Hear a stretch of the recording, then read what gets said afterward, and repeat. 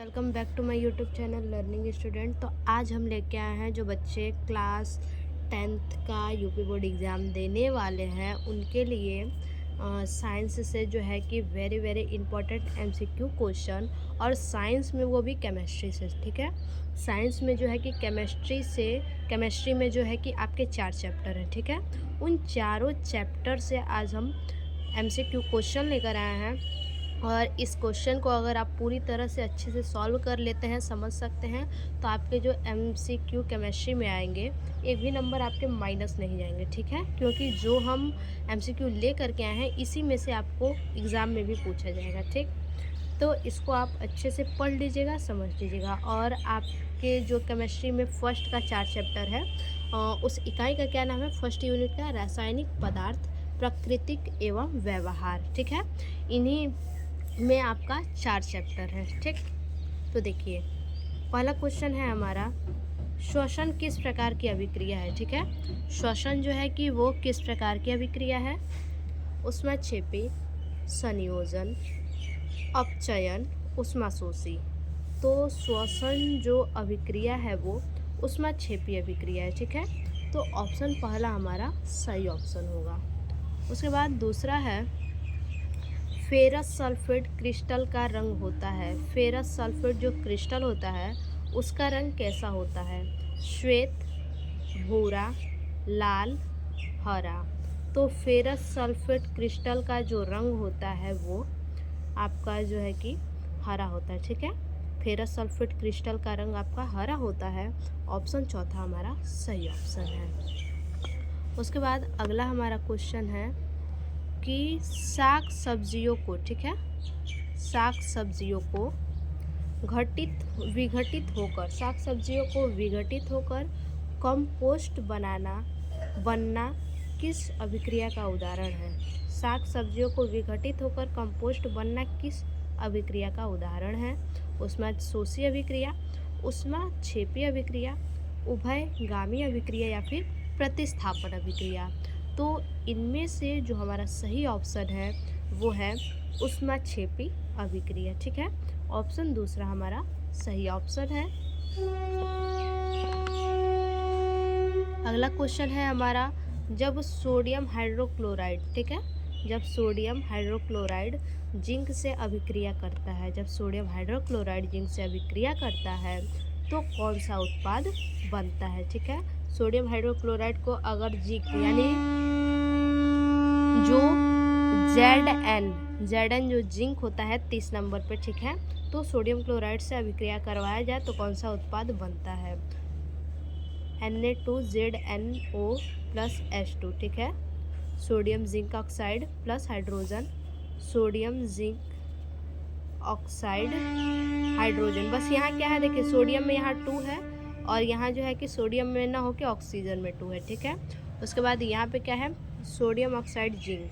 ठीक है, तो ये तो होगा नहीं, प्लस हाइड्रोजन है। उसके बाद sodium zinc oxide plus hydrogen, Na2ZnO2 plus H2। तो इनमें से जो हमारा सही उत्पाद बनेगा वो है Na2ZnO2 प्लस H2। ऑप्शन चौथा हमारा सही ऑप्शन है। ठीक है, अगला क्वेश्चन है हमारा, जब मैग्नीशियम फीता को जलाया जाता है, ठीक है, जब मैग्नीशियम फीता को जलाया जाता है तो उत्पन्न आग की लौ होती है। उत्पन्न आग की लौ क्या होती है, पीली होती है, चमकीला उजला होता है, लाल होता है या फिर नीली होती है। तो जब मैग्नीशियम फीता को जलाया जाता है तो उसकी जो लौ होती है वो चमकीला उजला होता है।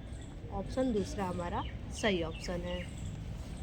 उसके बाद अगला क्वेश्चन है हमारा, लोहे पर जंग लगने की क्रिया को क्या कहते हैं। ठीक है, लोहे पर जो जंग लग जाती है तो उस क्रिया को हम क्या कहते हैं, संक्षारण, विकृत गंधिता, विस्थापन या फिर कोई नहीं।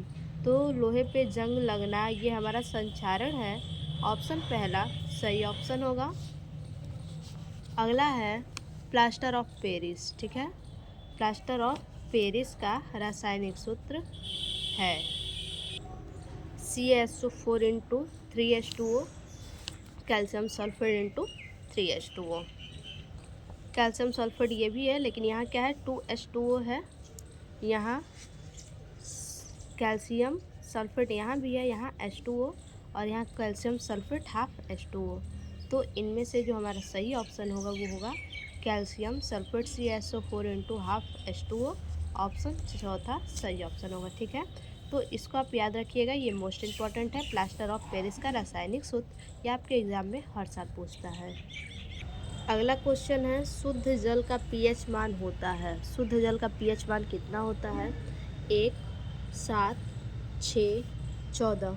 तो शुद्ध जल का जो pH मान होता है वो 7 होता है। ऑप्शन दूसरा हमारा सही ऑप्शन है। ठीक है, अगला क्वेश्चन है, लेड नाइट्रेट का रासायनिक सूत्र है।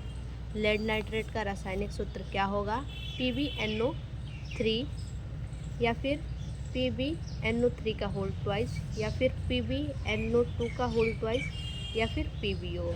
तो लेड नाइट्रेट का जो हमारा सूत्र होगा वो होगा PbNO3 का होल ट्वाइस। ऑप्शन दूसरा हमारा सही ऑप्शन है। उसके बाद अगला है 1 विलियन। ठीक है, 1 विलियन लाल लिटमस को नीले में बदल देता है। 1 विलियन क्या करता है? लाल लिटमस को जो है कि नीले में बदल देता है। इस विलियन के pH का संभावित मान होगा। तो उस विलियन का जो pH होगा उसका मान क्या होगा? 1, 3, 6, 8। तो इनमें से जो हमारा सही ऑप्शन होगा, जो pH होगा वो होगा 8। ऑप्शन चौथा सही ऑप्शन है। अगला क्वेश्चन है, जल को जीवाणु रहित करने के लिए उपयोगी पदार्थ है। जल में से जो जीवाणु होते हैं उनको खत्म करने के लिए उपयोगी पदार्थ कौन से हैं? धावन soda, baking soda, bleaching powder, या फिर एलम। तो इनमें से जो उपयोगी पदार्थ हैं वो हैं ब्लीचिंग पाउडर। ठीक है, जल में ब्लीचिंग पाउडर डाल दिया जाए तो उसमें से जो है कि जीवाणु रहित जल हो जाएगा। ठीक है, तो ऑप्शन तीसरा सही ऑप्शन होगा हमारा। उसके बाद अगला है, धावन सोडा का रासायनिक नाम है। धावन सोडा का रासायनिक नाम क्या होगा? Sodium chloride, sodium carbonate, sodium bicarbonate, या फिर सोडियम हाइड्रोक्साइड। तो धावन सोडा का जो रासायनिक नाम है वो है सोडियम कार्बोनेट। ऑप्शन दूसरा सही ऑप्शन होगा। अगला क्वेश्चन है, H2SO4 के विलयन का pH मान होगा। H2SO4 के विलयन का pH मान कितना होगा? 7 से ज़्यादा, 0, 7 से कम, या फिर 7। तो H2SO4 के विलयन का जो pH मान होता है वो होगा 7 से कम। ऑप्शन तीसरा हमारा सही ऑप्शन होगा। ठीक है, उसके बाद आगे है, Na2CO3 का सामान्य नाम है। Na2CO3 को और हम क्या कह सकते हैं? सामान्य नाम इसका क्या है? विरंजक चूर्ण, बेकिंग पाउडर, धावन सोडा, या फिर प्लास्टर ऑफ पेरिस। तो सोडियम कार्बोनेट, सोडियम बाइकार्बोनेट जो है कि वो धावन सोडा को कहते हैं। ऑप्शन तीसरा सही ऑप्शन है। अगला है हमारा तनु सल्फ्यूरिक अम्ल। ठीक है, तनु सल्फ्यूरिक अम्ल की जस्ता चूर्ण से अभिक्रिया से गैस निकलती है। तनु सल्फ्यूरिक अम्ल जो होता है उसकी जस्ता चूर्ण से, जस्ता की जो चूर्ण होती है उसकी अभिक्रिया से कौन सी गैस निकलती है? H2O2, Cl2, या फिर CO2। तो इनमें से जो गैस निकलती है वो निकलती है H2। ऑप्शन पहला सही ऑप्शन होगा। ठीक है, अगला है एंटीमनी है। ठीक है, एंटीमनी है धातु, अधातु, उपधातु, या फिर मिश्र धातु। तो एंटीमनी जो है वो है उपधातु। ऑप्शन तीसरा सही ऑप्शन है। अगला है, निम्नलिखित में से कौन सी धातु ठंडे जल में क्रिया करके हाइड्रोजन गैस निकलती है? ठीक है, निम्न में से, ठीक है, इन चारों में से कौन सी धातु है जो ठंडे जल में क्रिया करवाया जाए तो हाइड्रोजन गैस निकलती है? तांबा, सोना, पोटेशियम, एल्यूमिनियम। तो इनमें से अगर पोटेशियम को ठंडे जल में जो है कि अभिक्रिया करवाया जाए तो इनमें से जो है कि हाइड्रोजन गैस निकलता है। ठीक है, तो ऑप्शन तीसरा हमारा सही ऑप्शन होगा। उसके बाद जिंक चूर्ण पर तनु सल्फ्यूरिक अम्ल, किस पे? जिंक चूर्ण पे तनु सल्फ्यूरिक अम्ल की क्रिया से निकलने वाली गैस है। तनु सल्फ्यूरिक अम्ल जो होता है उसकी क्रिया से जिंक चूर्ण से तनु सल्फ्यूरिक अम्ल की अभिक्रिया करवाई जाए तो कौन सा किस क्रिया से जो है कि तनु सल्फ्यूरिक अम्ल की क्रिया निकलती है। ठीक है, निकलने वाली गैस बताना है कि इससे कौन सी गैस निकलती है। H2, O2, Cl2, CO2। तो इनमें से जो सही ऑप्शन है वो है H2, ऑप्शन पहला सही ऑप्शन है। ठीक है, अगला है NTP पर। ठीक है, NTP पर अधातु जो द्रव अवस्था में पाई जाती है। NTP पर ऐसी कोई अधातु बताइए जो कि द्रव अवस्था में पाई जाती है। Chlorine, bromine, fluorine, iodine. तो इनमें से जो द्रव अवस्था में अधातु पाई जाती है वो है ब्रोमीन, ऑप्शन दूसरा हमारा सही ऑप्शन है। अगला है निम्नलिखित में एक असंतृप्त हाइड्रोकार्बन है। ठीक है, निम्न में से असंतृप्त हाइड्रोकार्बन कौन है? C2H6, C2H4, CH4, C3H8। ठीक है, तो इनमें से असंतृप्त हाइड्रोकार्बन जो है वो है C2H4, ऑप्शन दूसरा सही ऑप्शन है। ठीक है, अगला है प्रोपेनल में क्रियात्मक समूह है। ठीक है, प्रोपेनल में क्रियात्मक समूह कौन सा है? CHO, CO, OH, COOH। तो इनमें से जो क्रियात्मक समूह है वो है CHO, पहला ऑप्शन सही ऑप्शन होगा। ठीक है, उसके बाद अगला क्वेश्चन है हमारा कार्बन परमाणु की संयोजकता। ठीक है, कार्बन परमाणु की संयोजकता है 2, 4, 3, 5। तो इनमें से जो कार्बन परमाणु की संयोजकता है वो है 4। ठीक है, ऑप्शन दूसरा हमारा सही ऑप्शन है। अगला है एल्कीन है। ठीक है, एल्कीन, इनमें से एल्कीन कौन सा है? ठीक, C3H6, C2H2, C3H8, C4H10। तो इनमें से जो एल्कीन है वो है C3H6, ऑप्शन पहला सही ऑप्शन होगा। अगला है एल्काइन का सामान्य सूत्र है। एल्काइन का सामान्य सूत्र कौन सा है? CnH2n, CnH2n+2, CnH2n-2, Cn+2, H2n। तो इनमें से जो एल्काइन का सामान्य सूत्र होगा वो होगा CnH2n+2, ऑप्शन दूसरा सही ऑप्शन है। अगला क्वेश्चन है CH3CH2OH का IUPAC नाम है। ठीक है, तो IUPAC नाम क्या होगा? देखिए, पहले तो ये जानिए OH ऑल समूह है। ठीक है, क्रियात्मक समूह ऑल है क्योंकि OH लगा है, और कार्बन 2 है तो एथ और मेथ। ठीक है, तो मेथेनॉल होगा। ठीक है, क्योंकि ये N ग्रुप का है, N ग्रुप में जो है कि सिंगल बॉन्ड होते हैं, तो ये N ग्रुप का है, N ग्रुप का है और ऑल क्रियात्मक समूह है, और ये मेथ है, 2 कार्बन है तो मेथ है, तो क्या होगा? मेथेनॉल। ठीक, तो देखिए एथेनॉल, मेथेनॉल, एसिटिक अम्ल और एथिनोइक अम्ल। फिर से यहाँ पे 2 कार्बन है तो मेथ और एथ, यानी यहाँ मेथेनॉल नहीं होगा, एथेनॉल होगा, क्योंकि यहाँ 2 कार्बन है। ठीक है, 1 कार्बन होगा तो मेथेनॉल होगा, 2 कार्बन होगा तो एथेनॉल होगा। तो ये हमारा सही ऑप्शन पहला है, एथेनॉल। ठीक है, इसके बाद अगला है एल्केन का सामान्य सूत्र। ठीक है, किसका? एल्केन का सामान्य सूत्र बताना है। CnH2n+1, CnH2n+2, CnH2n-2, CnH2n। ठीक है, तो एल्केन का जो सामान्य सूत्र इनमें से है वो है CnH2n+2, ठीक है। ऑप्शन दूसरा सही ऑप्शन है। उसके बाद अगला है निम्नलिखित में सजातीय श्रेणी है, ठीक है।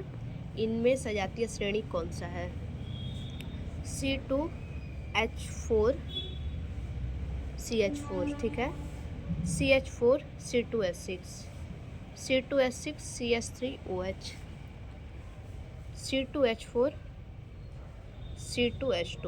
तो इनमें से जो सजातीय श्रेणी है वो है CH4 C2H6। ऑप्शन दूसरा सही ऑप्शन होगा, ठीक है। अगला है श्रृंखला का गुण किस परमाणु में पाया जाता है, ठीक है। श्रृंखला का गुण जो है कि किस परमाणु में पाया जाता है? कार्बन में, नाइट्रोजन में, ऑक्सीजन में, फ्लोरीन में, ठीक है। तो इनमें से जो श्रृंखला का गुण जिस परमाणु में पाया जाता है वो है कार्बन।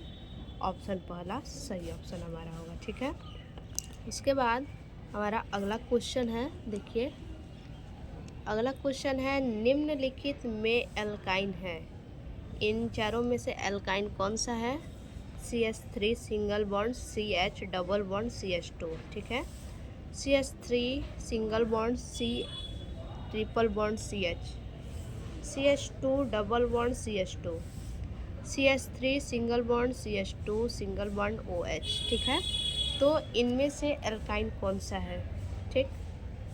तो इनमें से जो एल्काइन है वो है CH3 single bond C triple bond CH, ठीक है। क्योंकि ट्रिपल बॉन्ड किस में लगता है? आयन ग्रुप में, ठीक है। N इन आयन ग्रुप में जो है कि आपका ट्रिपल बॉन्ड लगता है। तो यहाँ क्या है? एल्काइन, आयन आ रहा है यहाँ पे, तो ये क्या हो जाएगा आपका? उसके बाद 2 कार्बन भी है, देखिए, यानी सीधा समझिए जहाँ ट्रिपल बॉन्ड होगा वहाँ आयन ग्रुप होगा। तो एल्काइन कौन सा है? ऑप्शन दूसरा हमारा सही ऑप्शन है, ठीक है। देखिए अगला क्वेश्चन है CH3 single bond CH single bond CHO, फिर यहाँ नीचे क्या है? CH3 का IUPAC नाम है, इसका IUPAC नाम क्या होगा, ठीक है। तो देखिए यहाँ कार्बन कितना है? ऐसे लेंगे तो भी 3, ऐसे लेंगे तो भी 3, ठीक है। तो मेथ एथ प्रोप 3 कार्बन है, ठीक। और दूसरे नंबर पे आपका मेथिल लगा है, ठीक। तो 2 मेथिल प्रोप CHO है। तो ये कौन सा क्रियात्मक समूह है? तो वो देखिए यहाँ पे ब्यूटेनॉल है, तो ब्यूटेनॉल नहीं होगा। ब्यूटेनॉल है, ब्यूटेनॉल नहीं होगा, ठीक है। 3 कार्बन है तो प्रोपेन होगा, ठीक है। तो अब देखिए 2 मेथिल प्रोपेनॉल 2 मेथिल प्रोपेनॉल। तो देखिए इन दोनों में अब कोई सही होगा, तो हमारा सही ऑप्शन ये है, ठीक है। 2 मेथिल, दूसरे नंबर पे मेथिल है और 3 कार्बन है तो प्रोपेन होगा, ठीक। और CHO है तो नैल होगा, ठीक। तो 2 मेथिल प्रोपेनॉल ऑप्शन तीसरा हमारा सही ऑप्शन होगा। अगला क्वेश्चन है दी गई अभिक्रिया किस प्रकार की है, ठीक है। Fe2O3+2Al। अब इस अभिक्रिया को करवाएंगे तो यहाँ होगा Al2O3 2Fe, ठीक है। 2Al यहाँ पे Al2O3 ये हो गया और 2Fe यहाँ पे हम लिख दिए, ठीक। तो ये किस प्रकार की अभिक्रिया है? संयोजन अभिक्रिया, वियोजन अभिक्रिया, विस्थापन अभिक्रिया या फिर द्विविस्थापन अभिक्रिया, ठीक है। तो इनमें से कौन सी अभिक्रिया ये है? तो जो ये अभिक्रिया है वो है विस्थापन अभिक्रिया। ऑप्शन चौथा हमारा सही ऑप्शन होगा, क्योंकि जितना इधर हमारा अभिकारक है उतना इधर उत्पाद है, ठीक है। सेम बराबर बराबर है, तो ये क्या किया है? बस विस्थापित किया है, ठीक। उसके बाद अगला है वे अभिक्रिया जिनमें आयनों के विनिमय से नए यौगिक बनते हैं, ठीक है। ऐसी अभिक्रिया बताइए जिसमें आयनों के विनिमय से नए यौगिक बनते हैं, क्या कहलाते हैं? प्रतिस्थापन अभिक्रिया, द्विविस्थापन अभिक्रिया, योगात्मक अभिक्रिया, वियोजन अभिक्रिया, ठीक है। तो इनमें से जो अभिक्रिया कहलाते हैं द्विविस्थापन अभिक्रिया है। ठीक है, ऑप्शन दूसरा हमारा सही ऑप्शन है।